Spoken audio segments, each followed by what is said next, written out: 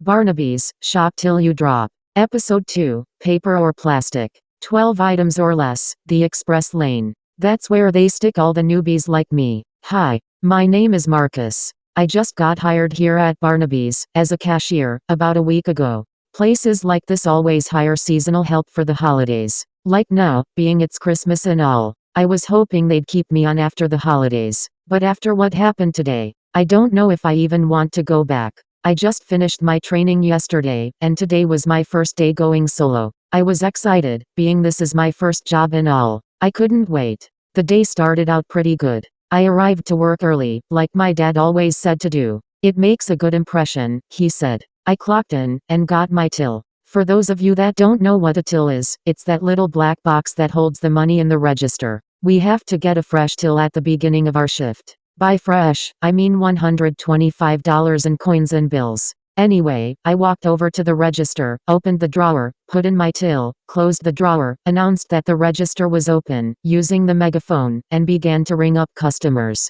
Now, Barnaby's is a very old store. We still have push-button cash registers. All the big-name stores have those UPC laser scan machines, not us. We still have to hand key in the prices off a price sticker. We do have a conveyor belt system though. It looks like some kind of torture device, with sharp jagged metal claws at the ends, like an escalator has, and the sensors that stop the belts only work when they want to. Anyway, it was about 2 hours into my shift. A middle-aged lady, wearing red pants, and a green sweater, with a white button-up shirt underneath, and what appeared to be a strand of miniature Christmas lights hanging around her neck, like a necklace. It was dangling down almost to the top of her pants, walked into my line. I greeted her with a hello, as we are trained to do. She put her items on the belt, I rang her up, and told her the price. Then it happened. She bent over, handing me the money, her necklace hitting the conveyor belt. The belt started moving, and moving fast. It caught her necklace, and yanked her down, face first, onto the belt, and dragging her into the metal claws. It happened so quick.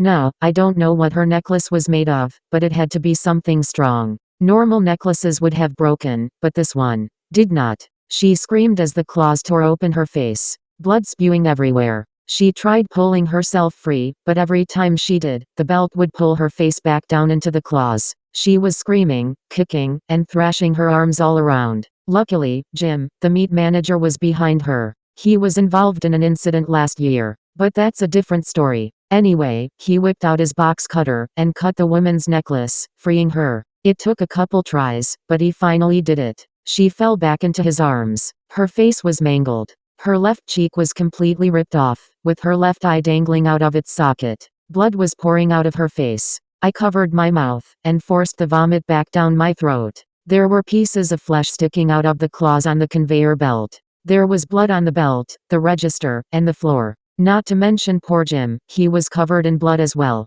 I was in shock. I had never seen anything like that before, only in horror movies, but this was real life. She started shaking and twitching, gasping for air. Then she just passed out. Her body went limp. I thought she was dead. Several people vomited, as others fainted. Some were just standing there, videotaping on their phones. What the hell is wrong with these people, I thought. Someone must have called the cops. They showed up, and shut the store down. The paramedics arrived soon after, and tended to the woman. They made sure she was still breathing, bandaged her up, and took her away. The cops took our statements and left. We were all sent home after that. I sat in my car for about 30 minutes, staring out the windshield, trying to pull myself together, to be able to drive home. I took a deep breath, started the car, and nervously drove to my house. My hands shaking uncontrollably as I did. I got home, and told my dad what happened. He said that it was up to me, if I go back or not. But then I thought about it. After hearing Jim's story the other day, this could be a pretty cool place to work.